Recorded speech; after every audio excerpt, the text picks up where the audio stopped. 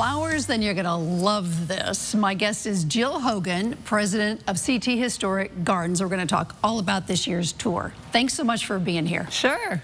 All right, how long has this been going on, the tour? So Connecticut's Historic Gardens was started 20 years ago by 9 different organizations that have a historic site, generally a museum, that has a garden associated with the actual building. And the site and the garden tell a story about Connecticut's history. So these colleagues got together and decided to work together as an organization to support one another in outreach efforts, primarily to help promote each of their gardens and their museums. And we now, 20 years later, have 16 sites around the state. That's terrific. All right, to kick things off, you have a poster. Yes. And we have a photo of that. Is there a contest on what poster gets picked? Yes, so every fall we have a poster contest where local, even regional artists, so we have some artists from Massachusetts, Rhode Island, because some of them come to Connecticut to paint.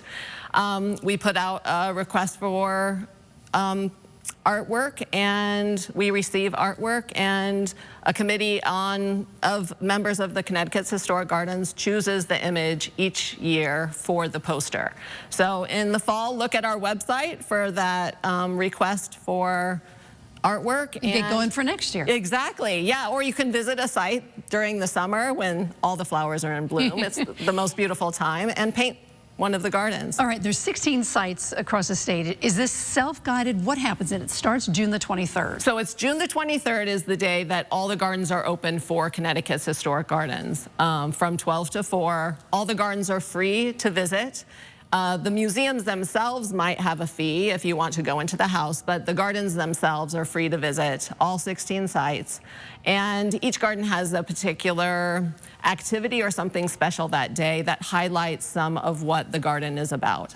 So you can look on the website to see what the individual gardens will have. I represent Promisec in Bridgewater, Connecticut, and because we have salon concerts, our building has a ballroom that's very beautiful that looks out onto the garden. So during the course of the year, we have intimate salon concerts in that old style where, you know, 50 people are sitting in chairs and the musicians are right there, and it's like a conversation between the audience and the musicians. So we always invite musicians to perform on the terrace as part of our open garden day. So they're all over the state. Yes. You can't possibly get to all 16, so you should pick and choose, right? Correct. Correct, but we do, our brochure, which you will get at every site that you visit, has a passport system. So if you visit 3 sites in the course of however long you carry that brochure around, and you get them stamped, you get a nice set of note cards which has the images of all of our posters, our past poster artwork. That's so great. Now, some of these plantings date back to the 1700s. Yes. And are there actually seedlings that are that old, or they just recreate what would have been? They recreate what would have been. So all of the gardens have the original plan or something close to it. And as you can imagine, some of them, you can't really find those plants now.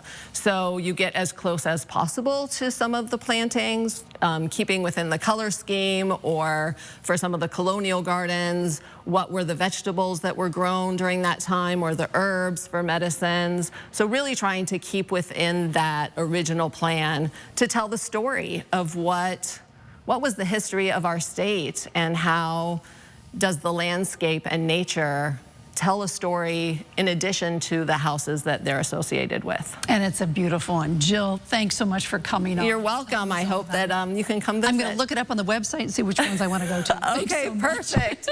And to learn more about CT Historic Gardens Tour, which starts on June the 23rd, go to WTNH.com or the News 8 app.